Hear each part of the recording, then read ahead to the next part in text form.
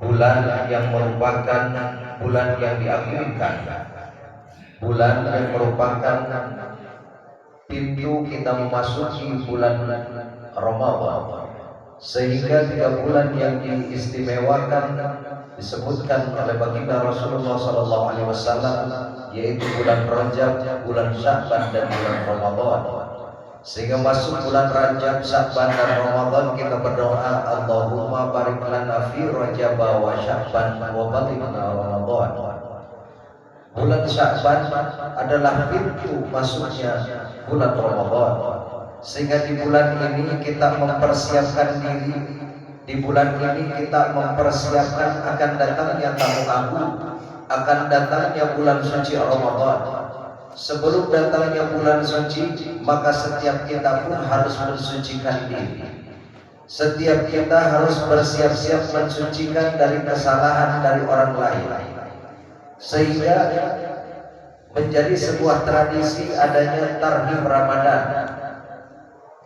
menjadi sebuah kebiasaan bagi kita untuk menyambut datangnya bulan suci Ramadan, menyambut datangnya bulan yang diagungkan, bulan yang penuh berkah, bukan bulan yang penuh rahmat dan bulan yang penuh ampunan.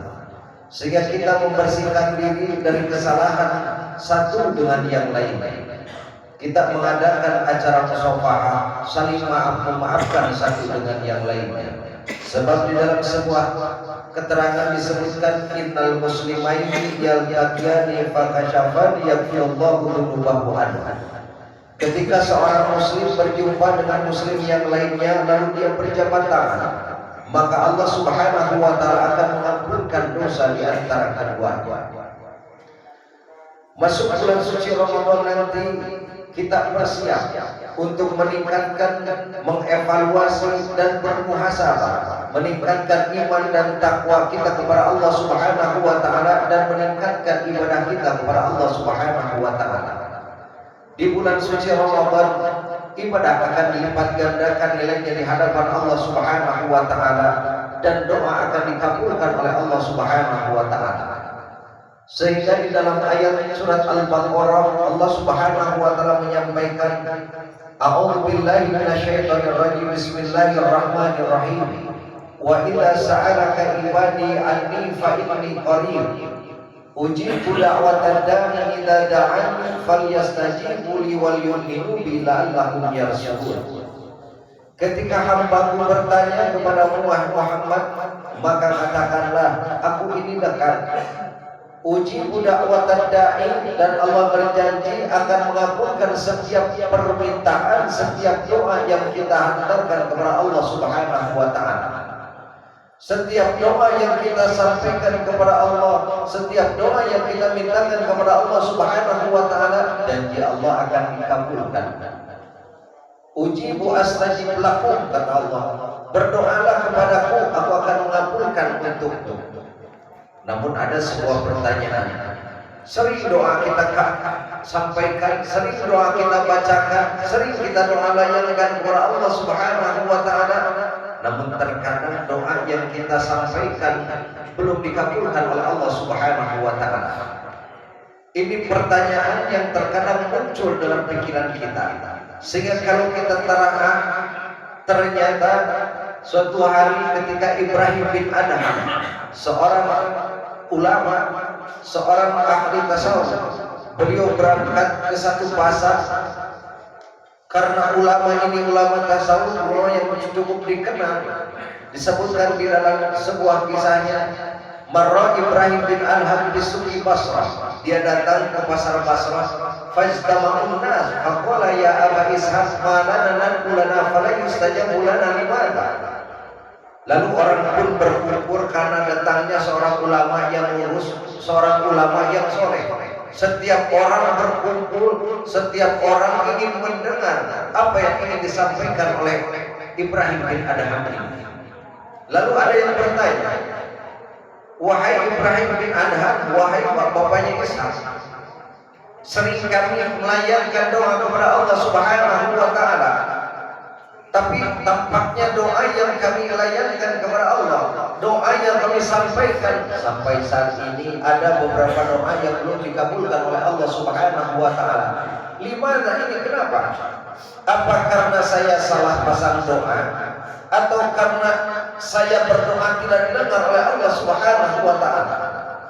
Maka Nabi Ibrahim bin Adham disebutkan li anna qulubakum qad matat. Doamu tidak dikabulkan oleh Allah Subhanahu wa taala karena hatimu mati. Karena hati mati sehingga doa belum dikabulkan oleh Allah Subhanahu wa taala. Ibarat kita punya HP, HP-nya nyala tapi pulsa enggak ada, enggak nyampe itu sambungan. Hati mati menyebabkan apa yang kita inginkan, apa yang kita layangkan, doa-doa kita tidak sampai kepada Allah Subhanahu wa taala. Lalu apa yang menyebabkan matinya hati kita ini? Di antaranya aradtumullahu ta'ala wa lam tuhaddu aqrab. Kau kenal kepada Allah Subhanahu wa taala wa lam tu'addu haqqan, tapi kau tidak pernah menunaikan hak Allah Subhanahu wa taala. Apa hak Allah Subhanahu wa taala? Satu, untuk diimani tanpa musyrik. Harus kita bertauhid kepada Allah Subhanahu wa taala tanpa kita menduakannya. Ini hak Allah Subhanahu wa taala yang menjadikan satu kewajiban bagi setiap insan. Ketika Allah sudah diduakan, apapun yang kita minta kepada Allah Subhanahu wa taala jangan harap dikabulkan oleh Allah Subhanahu wa taala. Kalaupun kita meminta mendapatkan satu kebahagiaan dunia, mendapatkan pangkat yang tinggi, jabatan yang hebat, kekayaan yang melimpah ruah, sementara kita berlaku musyrik kepada Allah, menduakan Allah Subhanahu wa taala, boleh jadi di balik nikmat itu ada azab yang menunggu kita. Itu yang disebut istidraj dari Allah Subhanahu wa taala. Sementara nikmat yang paling final dan maksimal, nikmat yang paling tinggi yang diberikan Allah kepada kita adalah kita diberikan keimanan dan ketakwaan kepada Allah Subhanahu wa taala. Diberikan hati tenang, diberikan pikiran tenang, bahagia itu yang kita rasakan. Sebab kalau ukuran kebahagiaan karena harta, tidak sedikit orang yang hartanya banyak, kekayaannya melimpah ruah, depositonya sudah tidak terhitung, akan tetapi kehidupannya tidak pernah bisa dinikmati, diberikan penyakit yang tidak bisa mencicipi apa yang dia miliki. Akan tetapi orang yang diberikan nikmat oleh Allah Subhanahu wa taala, walaupun hartanya tidak berlimpah, walaupun kekayaannya tidak banyak, tapi dia bisa menikmati bersama keluarga, biasa bahagia. Sedikit pun nikmat yang diberikan oleh Allah Subhanahu wa taala memunculkan wujud rasa syukur kepada Allah Subhanahu wa taala, sehingga kebahagiaannya, nikmatnya akan senantiasa ditambah oleh Allah Subhanahu wa taala. Kau kenal Allah Subhanahu wa taala tapi tidak menunaikan hak Allah, maka siap-siap doa kita tidak akan dikabulkan oleh Allah Subhanahu wa taala. Yang kedua, kau mengatakan cinta kepada Rasulullah SAW tapi kau tinggalkan sunnahnya. Mengaku cinta kepada Rasul tapi sunnahnya tidak dikerjakan. Sunnah bukan hanya sunnah fardiyah, tapi ada sunnah fadilah. Bukan cuma sunnah fadilah yang dikerjakan, tapi sunnah fardiyahnya pun tidak pernah ditinggalkan. Apa sunnah fardiyah? Mengajak kepada kebaikan. Bukankah Rasulullah SAW senantiasa amal ma'ruf nahi munkar, menyampaikan kebaikan dan mencegah kepada kemungkaran? Ini hakikatnya yang disebut sunnah fardiyah, sunnah yang menjadi kewajiban bagi kita. Kalau sunnah fadilah, sunnah keutamaan, kebiasaan baginda Rasulullah, bagaimana beliau memakai pakaian, bagaimana beliau cara makannya, cara tidurnya, itu sunnah fadilah. Tapi sunnah fardiyahnya, beliau menyampaikan wahyu-wahyu Allah, menyampaikan perintah-perintah Allah, dan menyampaikan apa yang dilarang oleh Allah Subhanahu wa taala. Yang selanjutnya yang menyebabkan hati mati, kita mengatakan bahwa setan itu musuh kita, tapi setiap hari kita bersama-sama apa yang dicontohkan oleh setan. Setiap hari kita mengatakan bahwa setan adalah laku musuh yang nyata bagi kita, tapi sementara apa yang dilakukan oleh setan menjadi satu contoh di dalam kehidupan kita. Sehingga bohong apa yang kita katakan kalau kita menjauhi setan, sementara senantiasa kita kelakuannya bergandeng tangan dengan setan. Nauzubillah min dzalik. Ini yang menyebabkan hati kita menjadi mati.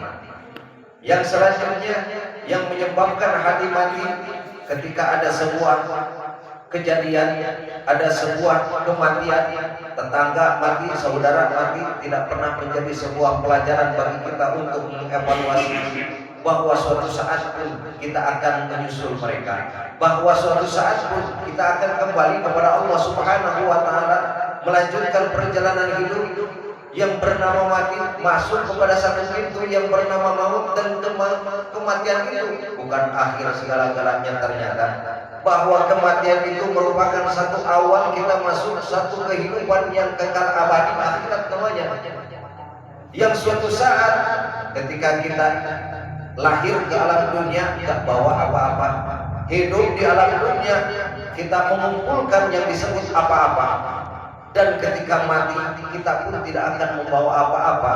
Namun pada akhirnya nanti ketika dihisab oleh Allah, kita akan dihisab setiap apa yang kita kerjakan. Oleh sebab itu, marilah kita bersama-sama mengevaluasi diri, menghisab diri. Hasibu anfusakum qabla an tuhasabu, kata Allah. Evaluasi diri kalian sebelum aku yang mengevaluasi. Hisab dirimu sebelum aku yang menghisab. Sebab ketika Allah sudah menghisab nanti, kita sudah tidak bisa meminta kepada Allah untuk kembali ke alam dunia. Maka mari kita bersama-sama kita menghisab, mengevaluasi diri kita yang masih kurang kita tambah. Ketika masih banyak maksiat yang kita lakukan, mari kita bersama-sama berusaha untuk meninggalkannya. Kita meningkatkan ibadah, kita meningkatkan kualitas iman dan takwa kita kepada Allah Subhanahu wa taala. Ketika belum baik dengan tetangga, kerabat, masyarakat, mari kita bersama-sama memperbaiki akhlak kita agar kita kembali kepada Allah Subhanahu wa taala, menjadi hamba yang berprestasi di hadapan Allah Subhanahu wa taala, digolongkan menjadi kelompok orang-orang yang muttaqin. Amin ya Allah ya rabbal alamin. Barakallahu li wa lakum.